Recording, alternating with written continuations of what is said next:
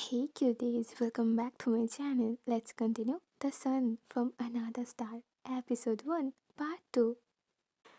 दाओ बहुत सारे एनर्जीज को फील कर सकता है और सबको कंट्रोल करने के लिए उसकी ग्रैंड माँ ने उसे एक ब्रेसलेट दिया है। वेल, रात की टाइम था और उसे फ्रेश होना था, इसीलिए वो ब्रेसलेट को ओपन करके शावर रूम में जाता है।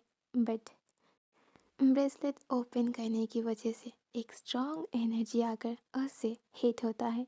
दाव आसपास देखता है, वहाँ पर कोई भी नहीं था और वो एनर्जी भी उसे हार्म नहीं कर रहा था। देखो, मैं इस प्लेस की रेंट दिया हूँ, तो अब मैं यहाँ रुकूंगा, तुम लोग यहाँ से जा सकते हो। बट वो सारे एनर्जीज उसे और भी ज़्यादा परेशान करने लगता है। लाइक शावर ऑन हो जाता है, ठंडा पानी उसकी बॉडी पर गिरता है। ऑल्सो लाइट्स भी ऑन ऑफ हो रहा था। दाव ज़्यादा ध्यान नहीं देता है। वो शावर कंप्लीट करके अपने रूम में जाने के लिए जैसे ही डोर ओपन करता है, वो महसूस करता है कि बाहर से वॉशरूम की डोर लॉक किया गया है। दाव को अगेन गुस्सा आ जाता है। देखिए, मैंने कहा ना, मैं यहाँ रुकूंगा। मैं आप लोगों को कोई भी बिना रीज़न के हर्ट नहीं करूँगा। मैं खुद ही परेशान हूँ अपनी मिस्टेक्स की वजह से, सो और मुझे परेशान मत कीजिए। तभी लाइट्स अचानक से एकदम बंद हो जाता है और अंदर से किसी की रोने की साउंड आता है। दाव को याद आ जाता है कि इस शावर रूम पर एक वुमन की डेथ हुई थी। तभी वो अपने आसपास एक साया को भी महसूस कर रहा था। दाव कहता है, आप एक वुमन हो ना, तो ऐसे शावर रूम के अंदर एक मैन और वुमेन को एक साथ नहीं रहना चाहिए। दाव ये कहते हुए अपनी आंखें बंद करता है। वेल, मैं आपसे बात करना चाहता हूँ, आपकी हेल्प करना चाहता हूँ, इसीलिए मुझे बाहर जाना होगा, अपनी कंप्यूटर को यहाँ लाना होगा। बट उस वुमन की ओर से कोई भी रिस्पॉन्स नहीं आती है, वो बस रोई जा रही थी। दाव को समझ नहीं आता है कि आगे क्या करना चाहिए। तभी डोर ओपन हो जाता है। दाव सोचता है, ये कैसे पॉसिबल है? वो साया तो उसके साथ अंदर है ना, तो फिर बाहर उसने डोर कैसे ओपन किया? क्या वो वॉल की आर पार भी हो सकता है? वेल, दाव और ज़्यादा कुछ नहीं सोचता है। वो रूम पर आकर खुद को रेडी कर लेता है और साथ में वो ब्रेसलेट भी पहन लेता है। तब उसे सब कुछ कंट्रोल महसूस होता है। वो बैठकर अपने काम कर ही रहा था, तभी वहाँ पर दो और स्पिरिट आ जाता है। वैसे ये दो स्पिरिट बचपन से ही उसके साथ है, फ्रेंड्स बनकर।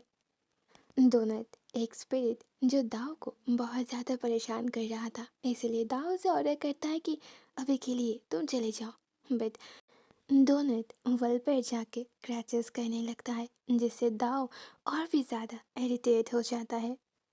दाव उस पर से ध्यान हटाकर रेन की म्यूजिक सुनने लगता है। सडनली वो नोटिस करता है कोई डोर पर नॉक कर रहा है। यहाँ इस फ्लोर पर उसके साथ नॉट और उसकी फ्रेंड है, बट ऐसे मिडनाइट पर वो लोग यहाँ बिल्कुल नहीं आ सकता। तो दाव अगेन सब कुछ इग्नोर करके अपने काम में बिजी हो जाता है। बट स्टिल बहुत टाइम बीत जाने के बाद भी वो नॉक बंद नहीं होता है।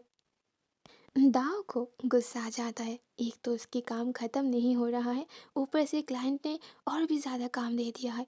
वो लाउडली कहता है, देखो बाहर तुम जो भी हो, मुझे परेशान करना बंद करो। तभी डोर की इस पार से किसी की वॉइस आता है, मैंने कहा डोर ओपन करो। दाव भी कहता है, बिल्कुल भी नहीं, जब तक तुम नॉक करना बंद नहीं करोगे मैं डोर ओपन नहीं करूँगा। और वैसे तुम यहाँ क्यों आए? आई यू फील लोनली? डोर के उस पार से वॉइस आता है, हे, आई एम ह्यूमन और मैं तुम्हारे नेक्स्ट रूम पर रहता हूँ। ओके, नाउ डोर ओपन करो। तो दाव धीरे धीरे जाकर डोर को ओपन करता है एंड सच में वहाँ नॉट की बॉयफ्रेंड की फ्रेंड खड़ा था। डोर से बाहर ह्यूमन को देखकर दाव को गिल्टी महसूस होता है। आतित गुस्से में कहता है, व्हाट्स रॉन्ग विथ यू हाँ? तुम बार बार ऐसे चेयर को घसीटना बंद करोगे, मुझे बहुत ज़्यादा प्रॉब्लम होता है। दाव टर्न करके डोनट को देखता है। नहीं तो, डोनट तो अभी भी वॉल के सामने खड़ा है, तो फिर चेयर। देखिए, आपको गलत फहमी हो रहा है। मेरी रूम से कोई भी चेयर को नहीं घसीटता है। आतित कहता है, देखो जो भी है, नाइट के टाइम मुझे सोने में बहुत प्रॉब्लम होता है, तो प्लीज़ इसकी ध्यान रखो। ये कहते हुए आतित वहाँ से चला जाता है। दाव डोर को बंद करके यही सोचने लगता है कि उसकी रूम से चेयर कौन घसीटता है। वो तो कभी भी इस चीज़ को महसूस नहीं किया है। तभी उसे रियलाइज होता है कि उसकी रूम पर दो स्पिरिट नहीं, तीन स्पिरिट थे। एक स्कूल गर्ल जो चेयर को घसीटते हुए बैल्कनी की ओर ले जा रहा था, और वहां जाकर वो रोने लगती है। दाव सोचता है अब उसे इस प्रॉब्लम को भी सॉल्व करना पड़ेगा।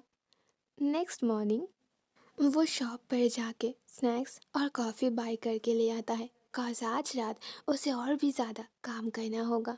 वो अपने घर पर आते ही कानों में हेडफोन लगा देता है।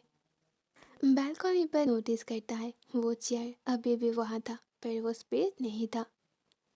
उसके पास तब एमा भी बैठा हुआ था। एमा दाव से कहता है कि वॉशरूम पर जो लड़की है वो अभी भी रोए जा रही है। दाव कहता है, इट्स ओके, जब वो टायर्ड हो जाएगा तो ऑटोमेटिक वो चुप हो जाएगा। बट एमा कहती है, नो, तुम जाओ जाके उससे बात करो ताकि वो चुप हो जाए। दाव कहता है, नहीं, अभी मैं नहीं जा सकता, मेरे पास बहुत सारे काम है। एमा कहती है, तुम बहुत बुरे हो माइकल। दाव कहता है, हाँ आई नो, मैं बहुत बुरा हूँ, अब तुम जाओ और मुझे काम करने दो। दिन दाव एकदम टायर्डलेस काम में बिजी हो जाता है। हाँ शायद, और ये बात यहीं पर एंड होती है। See you soon then, next part. Bye bye, good night.